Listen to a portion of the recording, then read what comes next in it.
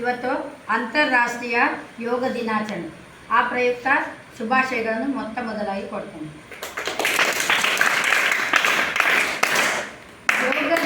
ಯೋಗ ಮಾಡುವಂಥದ್ದು ಒಂದು ದಿನಕ್ಕೆ ಸೀಮಿತ ಅಲ್ಲ ಮಕ್ಕಳೇ, ಆಯಿತಾ? ದಿನಾ ಮಾಡಬೇಕು, ಬೆಳಿಗ್ಗೆ ಮತ್ತು ಸಂಜೆ ಅದಕ್ಕೆ ಯೋಗ ಮಾಡಲಿಕ್ಕೆ ಸೂಕ್ತ, ಆಯಿತಾ? ಟೈಮು.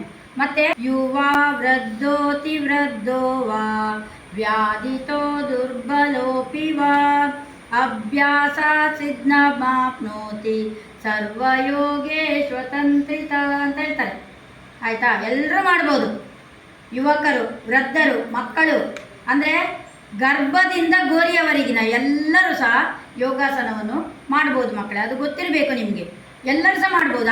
ಇದರಲ್ಲಿ 8 ಮೆಟ್ಟಿಲಿದೆ. ಯೋಗ ಫಸ್ಟಿದು ಮೆಟ್ಟಿಲು ಯಮ, ಗೊತ್ತುಂಟಾ? ಯಮ ಹೇಳಿ ಎಲ್ಲರೂ. ಯಮ. ಎರಡನೇದು ಮೆಟ್ಟಿಲು ನಿಯಮ. ಯಮ ನಿಯಮ ಎರಡು ಒಟ್ಟಿಗೆ ಹೇಳಿ. ಯಮ ನಿಯಮ. ನಂತರ ಆಸನ. ಈಗ 3 ಹೇಳಿ ಒಟ್ಟಿಗೆ. ಆಸನ, ಯಮ ನಿಯಮ ಆಸನ. ಪ್ರಾಣಾಯಾಮ ಫಸ್ಟಿಂದ ಹೇಳ್ಬೇಕು. ಯಮ ಪ್ರಾಣಾಯಾಮ. ಮತ್ತೆ ಪ್ರತ್ಯಾಹಾರ. ಈಗ ಫಸ್ಟಿಂದ ಹೇಳಿ. ಪ್ರತ್ಯಾಹಾರ. ನಂತರ ಧಾರಣ ಒಟ್ಟಿಗೆ. ಪ್ರಾಣಾಯಾಮ ಧಾರಣ. ನಂತರ ಧ್ಯಾನ. ಫಸ್ಟಿಂದ ಹೇಳಿ ಪುನಃ. ಪ್ರಾಣಾಯಾಮ, ಪ್ರತ್ಯಾಹಾರ, ಧಾರಣ, ಧ್ಯಾನ. ನಂತರ ಕೊನೆಯದ್ದು ಸಮಾಧಿ.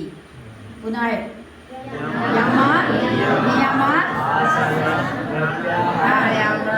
ಪ್ರತ್ಯಾಹಾರ, ಧಾರಣ, ಧ್ಯಾನ,